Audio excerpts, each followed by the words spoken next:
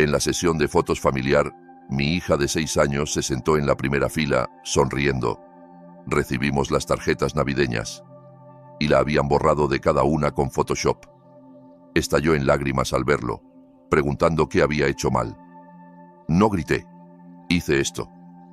A la mañana siguiente, mi mamá abrió su regalo y palideció. La pila de tarjetas navideñas yacía sobre la mesa del comedor, brillantes y perfectas. Mi mamá sonreía como si hubiera organizado una exposición en un museo. «Miren esto», dijo, levantando una para que la luz captara el brillo. Mi hija de 6 años, Juliana, se acercó corriendo. Le encantaban las fotos, cualquier cosa que la hiciera sentir parte de la familia. Sus deditos tomaron una tarjeta antes de que pudiera detenerla. Su sonrisa no duró. Inclinó la cabeza entrecerrando los ojos, escaneando las filas de primos y abuelos. Jesús y Ramón, los hijos de mi hermana Beatriz, sonreían en la primera fila, con zapatos lustrados y cabello engominado. Beatriz estaba detrás con su esposo Javier, ambos posando como para una portada de revista. Incluso mis padres habían salido, con sonrisas rígidas. Pero Juliana, desaparecida, no recortada, no oculta detrás de alguien más alto, simplemente borrada. «¿Dónde estoy?», preguntó Juliana con voz pequeña. Me incliné más cerca. Mi pecho se apretó. Ella había estado allí ese día. En la primera fila, con un vestido amarillo pálido adornado con margaritas, su mano aferrada a la de Jesús para darse valor.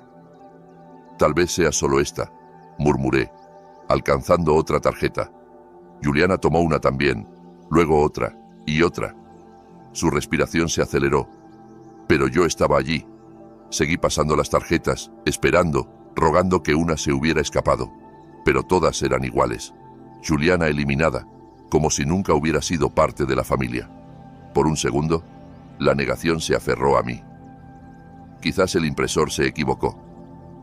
Quizás fue un error técnico. Entonces lo vi. El piso detrás de Jesús, copiado y pegado donde habían estado los zapatos de Juliana. Una sombra borrosa, duplicada, estirada de manera unnatural a lo largo de la fila delantera. La curva de la mano de Jesús cortada extrañamente, como si alguna vez hubiera descansado sobre alguien que ya no estaba. Mi sangre se heló. Esto no era un error. Alguien había pagado para que la quitaran. Eso requiere esfuerzo, tiempo, dinero. Y al parecer pusieron mucho empeño en borrarla. Juliana pasaba las tarjetas más rápido ahora, con manos temblorosas. «Tal vez estoy escondida», susurró. «Tal vez soy demasiado pequeña. Tal vez estoy detrás de alguien». Su voz se quebró. Dejó caer las tarjetas sobre la mesa. Sus ojos se llenaron de lágrimas. Y entonces vino la pregunta que me destrozó. ¿Por qué no estoy en ninguna? La abracé fuerte, sintiendo cómo sus hombros temblaban. «Tiene 6 años. 6. No debería saber qué se siente ser borrada. Pero ahora lo sabe». Quería gritar, romper esas mentiras brillantes por la mitad, empujarlas en la cara de Beatriz. En cambio, mantuve la voz calmada, la mandíbula apretada hasta doler, porque el silencio, en ese momento, era más fuerte. Al otro lado de la habitación, mi mamá ajustó una tarjeta en la repisa como si nada pasara. «Los colores se ven tan limpios este año», dijo con aire satisfecho. Mi teléfono vibró. Un mensaje en el chat familiar. «Beatriz, por fin se ve uniforme». Uniforme. Como si mi hija fuera una mancha que habían limpiado. Juliana se secó la cara con la manga, aún escaneando la habitación. Su voz temblaba. Pero yo estaba allí. ¿Por qué no estoy ahora? Nadie respondió. Mi papá carraspeó murmurando. Solo queríamos que quedara ordenado. Mi mamá suspiró, como explicando algo obvio. Lo hablamos todos. Yo, papá y Beatriz. Acordamos que era mejor así. Su vestido no encajaba, destacaba y arruinaba la foto. No es personal. Los labios de Juliana temblaron. Sus mejillas se enrojecieron. Pero yo estaba sonriendo. El silencio después de eso fue asfixiante. La abracé más fuerte, mi furia como algo frío y afilado bajo la piel. No grité, no les di el espectáculo que esperaban, pero por dentro Hice una promesa. Esta sería la última vez que borraban a mi hija. Las tarjetas brillaban bajo la luz, cada una mentira pulida, y yo sabía exactamente qué hacer a continuación. A la mañana siguiente, mi mamá abrió su regalo y palideció. Beatriz siempre fue la inversión. Yo siempre fui la mano de obra. Empezó con cosas pequeñas. Ella tuvo clases de piano. Yo, un trapeador.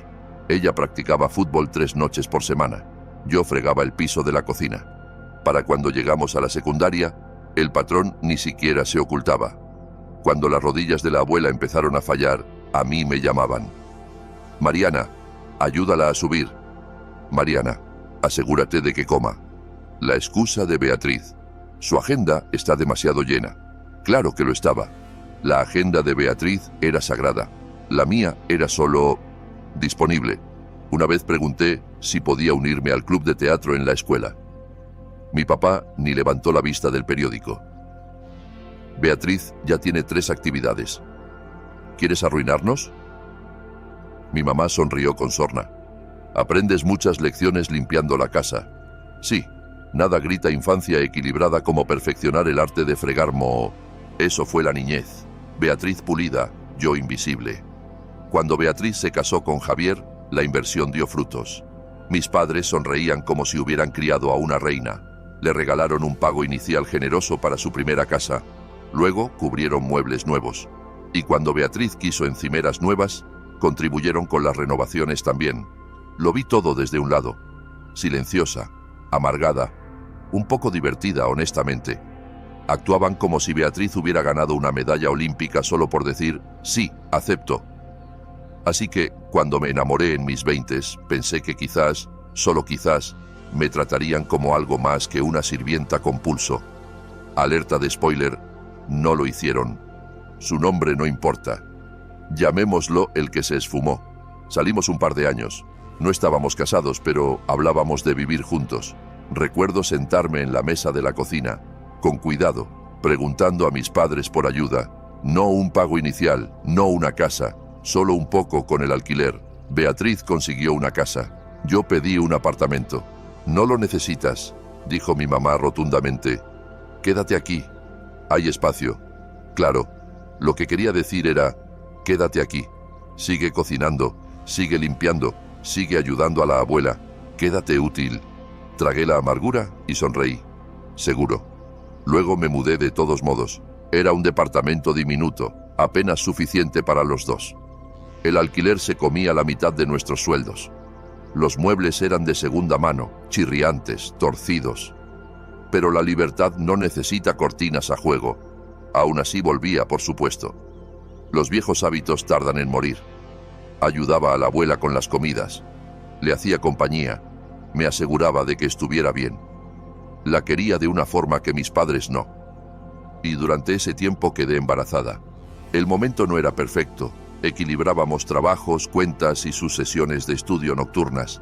Pero pensé que quizás, solo quizás, mis padres me verían por fin. Nos verían. No lo hicieron. Lo insinué. Lo pedí con suavidad. Lo dije directamente una noche. ¿Pueden ayudarnos con el alquiler? Solo por un tiempo. Es difícil. Mi papá negó con la cabeza, ya molesto. No tenemos dinero para eso. Una semana después, Beatriz consiguió muebles nuevos, pagados por mis padres. El que se esfumó duró 1 año y medio después de que naciera Juliana. Luego anunció que lo habían aceptado en un posgrado fuera del estado. Prometió que mantendríamos el contacto. 2 meses después tenía una nueva novia. Juliana aún tenía 1 año. Yo estaba sola y no podía mantener el departamento con mi sueldo, así que empaqué nuestras vidas en cajas y volví a casa. Pensé que al menos tendría el consuelo de mi habitación de infancia. Me equivoqué. La habitación había sido renovada. Pintura fresca, cortinas nuevas, juguetes apilados en la esquina. El nombre de Ramón en letras brillantes sobre la cama. La habitación de mi sobrino. Ramón ni siquiera vivía allí. Solo visitaba a veces. Mi vieja habitación se había transformado en un santuario para el hijo de Beatriz. La habitación de infancia de Beatriz. Aún allí. Intacta. Como una cápsula del tiempo. ¿Y yo? Juliana y yo fuimos empujadas al ático. Paredes raídas. Un techo inclinado que me raspaba los nudillos cada vez que cambiaba las sábanas. Corrientes en invierno, sofocante en verano. Apenas espacio para 2 camas apretadas una al lado de la otra. Está bien, dijo mamá cuando protesté. Ramón necesita su propio espacio cuando visita. Estarás bien allá arriba.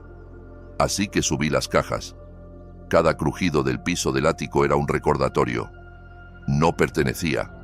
Juliana era demasiado pequeña para notarlo al principio, pero los niños crecen rápido. A los 6 notaba todo. Jesús y Ramón tenían sus propias habitaciones, 2 cada uno, en realidad. Una en casa y una aquí. Juliana no tenía ninguna. Me preguntó una vez en voz baja, ¿por qué comparto contigo? ¿Por qué no tengo la mía? Le alisé el cabello y le dije que era temporal. Mentí, porque la verdad era que no podía ahorrar lo suficiente para sacarnos. Casi todo mi sueldo iba a la casa. Comida, cuentas, contribuciones que se esperaban de mí. Intentaba ahorrar, pero nunca bastaba. Y cada vez que Juliana preguntaba por qué no tenía lo que sus primos, cortaba más profundo. Es curioso. La gente piensa que la crueldad debe ser ruidosa. Gritos, chillidos, romper cosas. Pero a veces la crueldad es silenciosa. Es una decisión quieta de financiar la casa de una hija y negar el alquiler a la otra. Es un nombre brillante sobre una puerta donde debería estar la cuna de tu hija. Es la palabra bien lanzada cuando te empujan a un ático. Ese silencio es más fuerte que los gritos. Y lo sentía crecer, porque lo que empezó conmigo ahora apuntaba a Juliana. Y no iba a dejar que la borraran como me borraron a mí. Aún no sabía cómo, pero sabía que algo tenía que romperse. No pude dormir esa noche. Juliana, finalmente, se durmió a mi lado en nuestra habitación del ático, aferrando su conejito de peluche como si fuera su único ancla. Yo yacía despierta, mirando el techo donde las manchas de agua formaban figuras en la oscuridad. Cada crujido de las vigas antiguas parecía que la casa misma me recordaba mi lugar, debajo de todos. Saqué mi teléfono y abrí un chat con una amiga que trabajaba en un bar del centro. Me había dicho antes que siempre les faltaba personal, y sabía que si lo tomaba, podía ser mi boleto de salida. Sin sueño, sin descanso, pero la libertad nunca es barata. Mis pulgares se movieron antes de que pudiera detenerlos. ¿Aún necesitas personal nocturno? Tomaré los turnos. Enviar. Era imprudente. Ya trabajaba de día mientras Juliana estaba en la escuela, y las noches eran para descansar. Pero no podía descansar en ese ático. No después de ver a mi hija llorar por esas malditas tarjetas navideñas. Si tenía que agotarme para protegerla, que así fuera. Estaba harta de esperar migajas de gente que nunca planeó dármelas. Bajé sigilosamente al pasillo hasta la habitación de la abuela.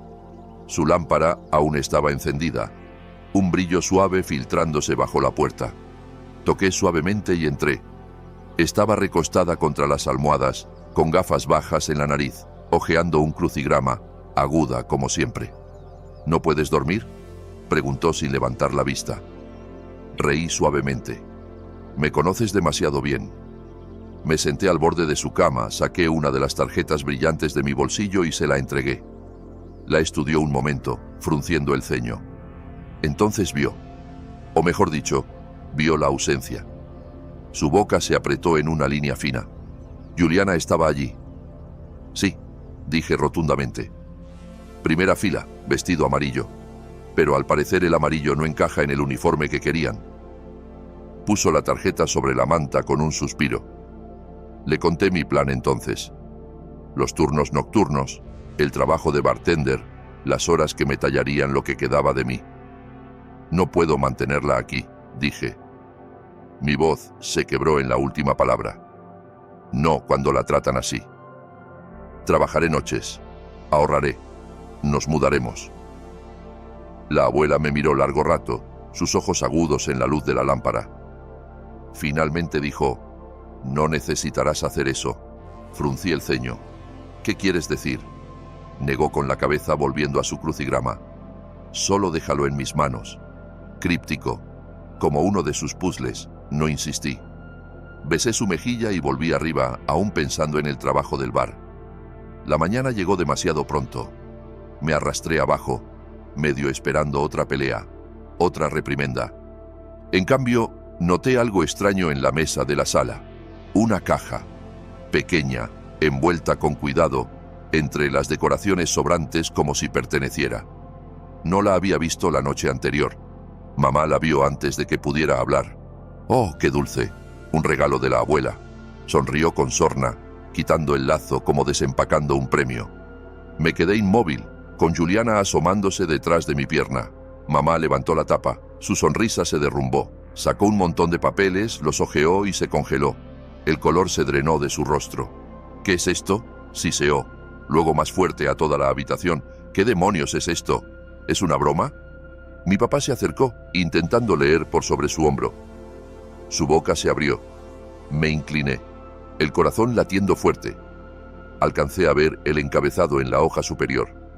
Formato legal. Sellos oficiales. No una broma. Antes de que pudiera hablar, el pasillo crujió. La abuela entró, lenta pero firme, con el abogado que había visto una o dos veces a su lado. No levantó la voz, no necesitaba. No es una broma, dijo calmadamente. Eso es un aviso de desalojo. Y ya cambié mi testamento. Mariana y Juliana tendrán esta casa. Ustedes no recibirán nada. El silencio explotó en la habitación. Mamá balbuceó. Papá miró los papeles como si pudieran arder. Juliana apretó mi mano tan fuerte que dolió. No podía moverme. Luego empezó el griterío. La voz de mamá se quebró, aguda y salvaje. No puedes hacer esto. No estás en tu sano juicio. Papá probó otro ángulo, más suave, suplicante. Piensa en lo que dices. Piensa en la familia. La abuela no se inmutó. Estoy pensando en la familia. Estoy pensando en la niña que intentaron borrar. El abogado carraspeó. Todo está redactado correctamente, testificado, firmado, es válido. Juré que vi las rodillas de papá flaquear, y yo no sabía si reír o llorar, después de todos estos años de ser invisible, borrada, empujada a áticos y silenciada. No fui yo quien finalmente gritó lo suficiente para ser oída. Fue la abuela, y me había elegido a mí. Miré a Juliana a los ojos. Aún aferraba mi mano, su rostro pálido. Pero por primera vez en días, vi algo en su expresión además de confusión. Esperanza. El caos creció de nuevo. Mamá paseando, papá murmurando, ambos lanzando acusaciones como confeti. Mariana te manipuló, te envenenó contra nosotros. Esto es abuso a ancianos.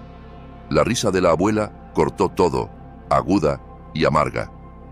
El único abuso aquí es lo que le han hecho a ella y a esa niña. La boca de mamá se cerró de golpe.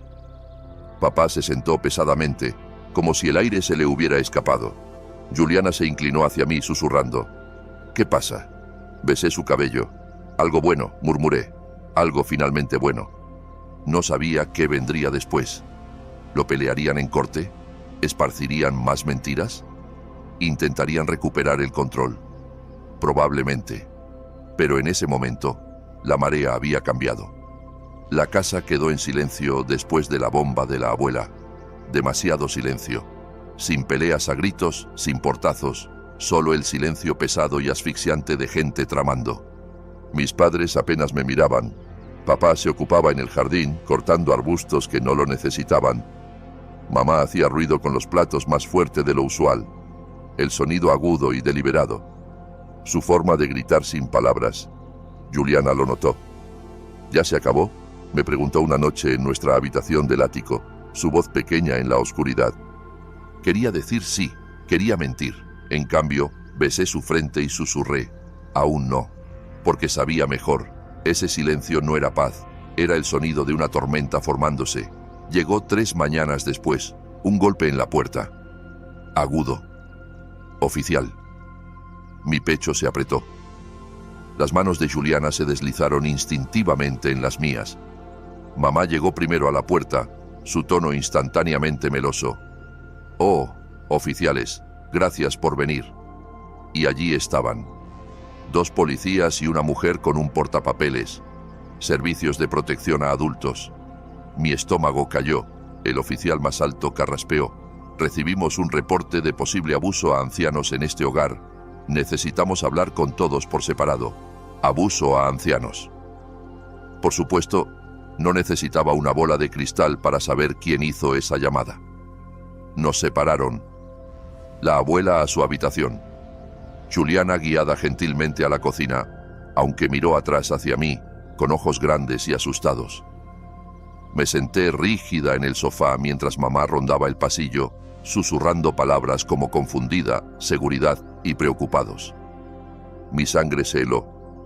No solo intentaban difamarme, intentaban ponerme esposas.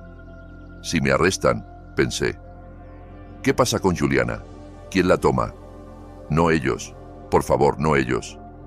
Tragué fuerte e intenté mantener la voz calmada mientras empezaban las preguntas. ¿Preparas comidas para tu abuela? Sí, dije con cuidado. Siempre lo he hecho. ¿Estuviste sola con ella antes de que firmara esos documentos?